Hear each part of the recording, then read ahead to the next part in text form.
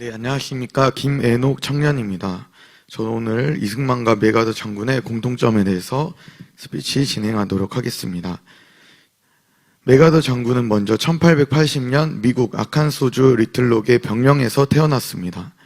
메가더 장군은 어린 시절부터 군인을 꿈을 꿨습니다.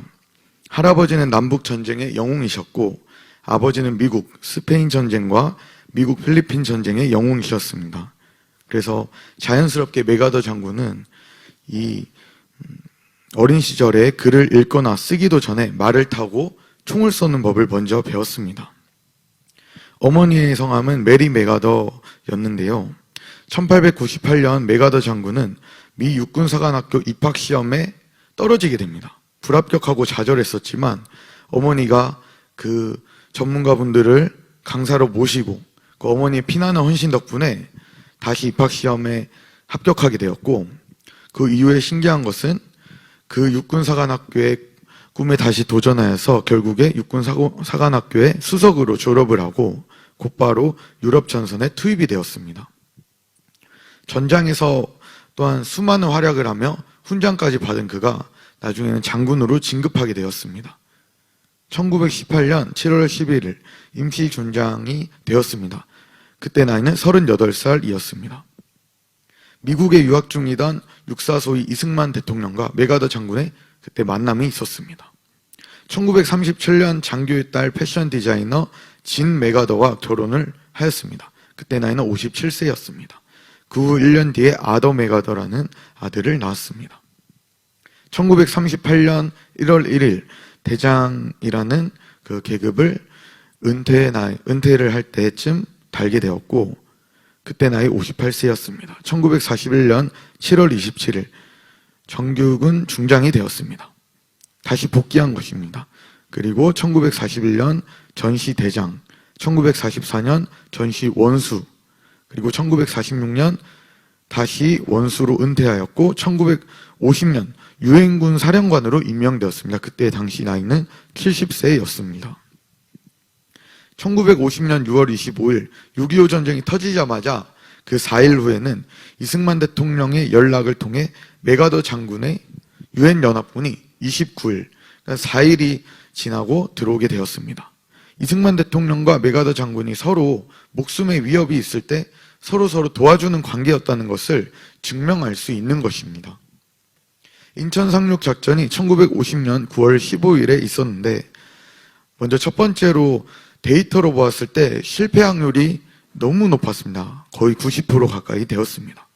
두 번째로 백악관에서 군인들의 무참한 사살이 가능성이 있기 때문에 거절을 했습니다. 부정적으로 생각을 했습니다.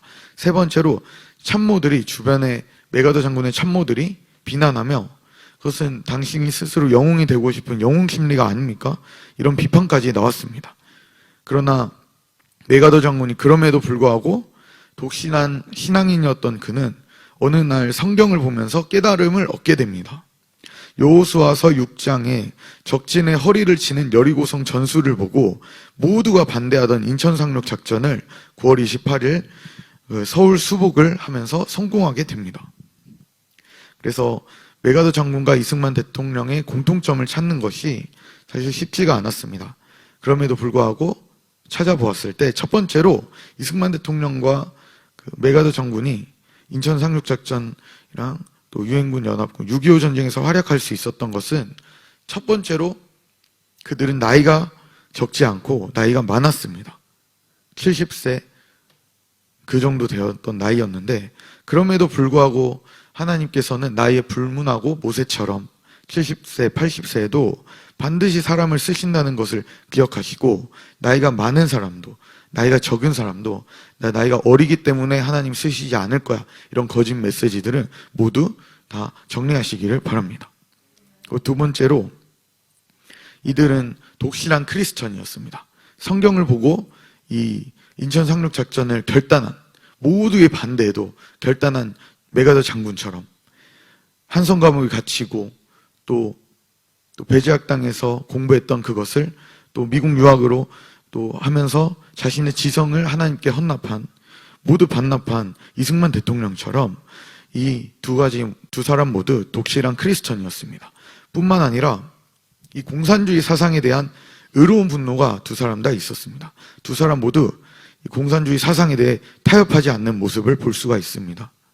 지금도 많은 미디어에서 메가더 장군의 한 가지 실수를 뽑기 위해 핵 사용을 고려했다는 것을 꼽는데, 저는 생각합니다. 핵 사용을 했어야 한다, 안 했어야 한다, 그것에 집중하기보다 공산주의 사상은 핵 사용 여부를 고민할 정도로 심각한 범죄, 악이라는 것을 깨닫게 되었습니다. 이승만 대통령과의 공통점을 찾기는 쉽지가 않았습니다.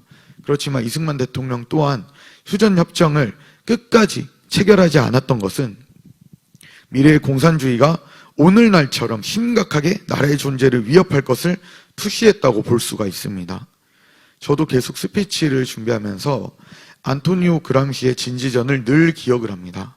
우리나라 안에 아직도 북한을 좋아하는 친북주의자, 북한을 따르는 종북주의자, 그 다음에 북한의 사상을 아예 대한민국에 주입을 시키려는, 주체 사상을 주입시키려는 3대 북한의 대통령의 주체 사상을 주입을 시키려는 이 주사파 세력을 아직도 있다는 것을, 너무 많다는 것을 기억을 날마다 합니다.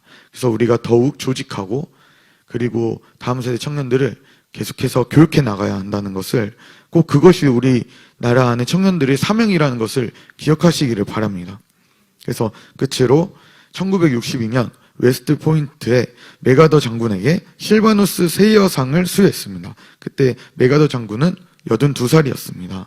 여러분 모두 82살에도 상을 받으시기 바랍니다. 1964년 4월 5일 메가더 장군은 담즙 경변증에 걸려서 윌터리드 육군 의료센터에서 사망했습니다.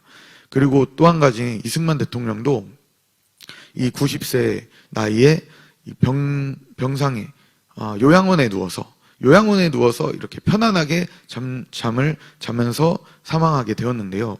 제가 공통점은 무엇이냐, 이 하나님을 정말 올바르게 섬긴 사람은 끝이 정말 마무리가 깔끔하게, 정말 하나님 평온한 마음, 하나님을 정말 신뢰하는 그 마음, 평온한 그 마음으로 이 생을 마감한다는 것입니다.